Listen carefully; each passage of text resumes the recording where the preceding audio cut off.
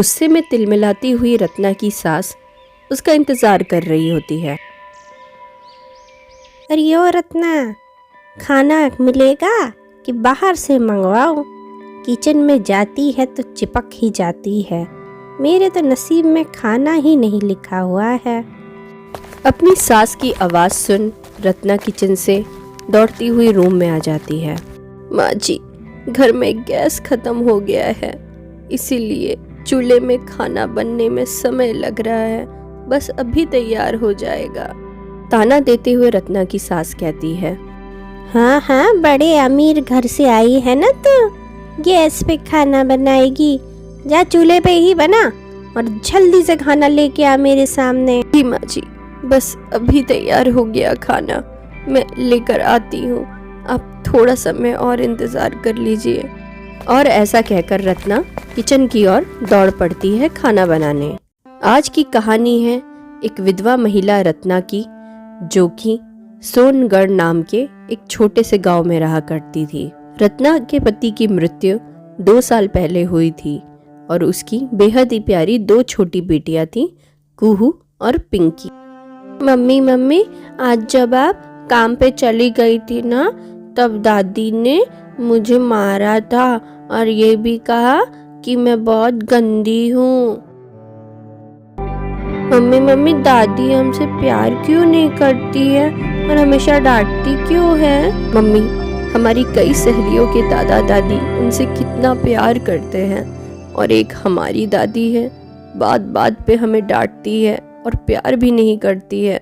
रत्ना कुछ न कुछ करके अपनी बेटियों को समझा दिया करती थी, लेकिन वो खुद भी जानती थी उसकी सास दोनों पोतिया होने के कारण उससे प्यार नहीं करती है। उन्हें तो बस पोता ही चाहिए था, लेकिन हो गई 2 पोतियां। अपने पति की मृत्यु के बाद रत्ना दूसरों के घर जाकर बर्तन साफ करने का काम किया करती थी। सुबह होने से लेकर शाम तक वो दूसरों के घर में बहुत मेहनत से काम किया करती थी,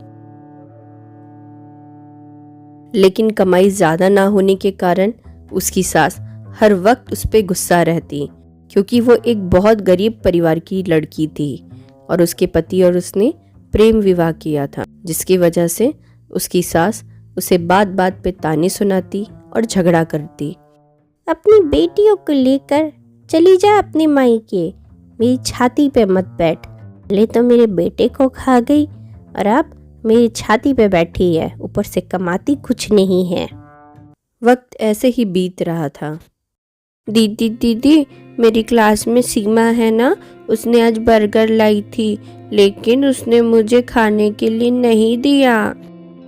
तो क्या हो गया, हम माँ को कहेंगे, माँ हमारे लिए बर्गर खरीद कर ला देगी, तब तुम पेट भर खाना। बच्चियों की बातें सुन रत्ना वहाँ आ जाती है। माँ, मुझे बर्गर बहुत पसंद है और आप आज बाजार जाके मेरे लिए बर्गर खरीद। पर वो तो बहुत महंगा आता है, मैं अगले महीने तुम दोनों के लिए बर्गर ला दूंगी, तब तुम दोनों मन भर के खाना।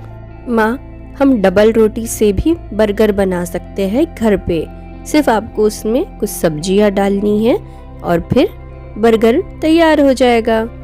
अपनी बच्चियों की ये इच्छा सुनकर रत्ना सोच में पड़ जाती है, लेकिन वो फिर बाजार जाती है ताकि वो बर्गर बनाने के लिए सामग्री ला सके।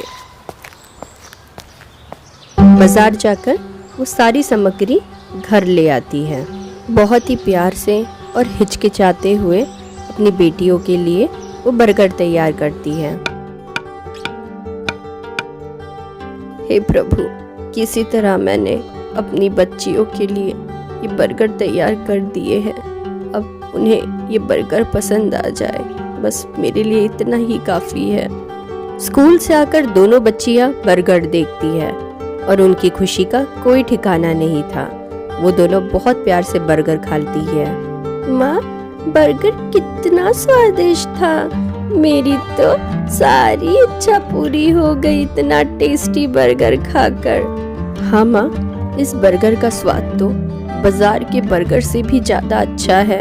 आपने जो इतने प्यार से बनाया है इसे। बच्चों, मैंने बहुत कम खर्चे में ये बर्गर तैयार किए और तुम्हें पसंद आए, मेरे लिए इतना ही काफ़ी है।